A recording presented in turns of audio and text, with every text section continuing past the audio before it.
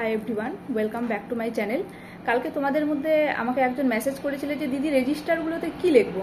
তো প্রথমেই বলি যে প্রত্যেকটা তোমার যে যে রেজিস্টারগুলো রয়েছে সেই রেজিস্টারে প্রত্যেকটা রেজিস্টারকে এরকম ব্রাউন পেপার দিয়ে কিন্তু র্যাপ করবে।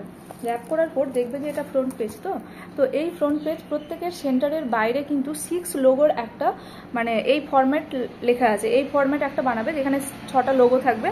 তার মধ্যে নিজের সেন্টারের নামটা থাকবে প্রথমে হেলথ অ্যান্ড ওয়েলনেস সেন্টার, দেন যার যেটা ব্লক রয়েছে সেটা, আর হচ্ছে মালদা ডিস্ট্রিক্ট, তারপরে সিরিয়াল নাম্বার থাকবে। তারপরে এটা যেরকম আমার ইয়োগা রেজিস্টার, তাই জন্য এটা হচ্ছে রেজিস্টারের নাম থাকবে। তো এটা গেল আমার ফ্রন্ট পেজ। এবার ভেতরে কি থাকবে, এর ভেতরে প্রথম পেজটা যদি খুলি তাহলে এই যে দেখতে পাচ্ছ ইয়োগা কপি।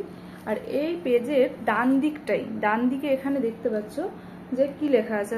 এখানে লেখা আছে যে this register is certified as a yoga register. হ্যাঁ, তো প্রত্যেকটা রেজিস্টার এরকমভাবেই লিখবে যে কি কোন রেজিস্টার, আর তার সাথে আরেকটু লিখবে যে this register is containing 50 pages or 100 pages. Page number দিয়ে রাখবে, যে কতটা পেজ থাকবে সেই পেজ নাম্বারটা দিয়ে রাখবে। আর পারলে অবশ্যই তোমাদের রেজিস্টারগুলোতে কিন্তু বিপিএইচএনডির সাইন করিয়ে রাখবে। ডান দিকে এই লেখাটা লেখার পরই কিন্তু এখানে বিপিএইচএনডি সাইন করবে। তো এটাই হচ্ছে যে ফ্রন্ট পেজ। আর ভেতরের পেজটায় প্রত্যেকটা রেজিস্টারে সিরিয়াল নাম্বার ফেলে রেজিস্টারের নাম এইভাবে লোগোর ফরম্যাট বানাবে, দিয়ে রেজিস্টারগুলোকে কমপ্লিট করবে। Thank you.